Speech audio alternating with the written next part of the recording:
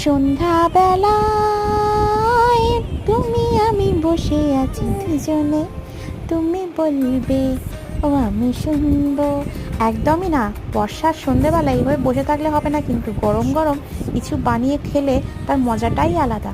পরে ছিল পনিরের পকোড়া, একদমই বাজে খেতে ছিল। বাইরের পনিরের পকোড়া টেস্ট কোনো ছিলই না, বাড়িতে বড় অনেক ভালো টেস্ট হয়, নষ্টই হতো। ভাবলাম ফেলা না দিয়ে এটা একটু তরকারি বানিয়ে নিলে কেমন হয়। ভাবার সঙ্গে সঙ্গে কাজও চটপট শুরু করে দিলাম। আমি ডোমো ডোমো করে আলু কেটে একটু তেলে ভেজে রাখলাম।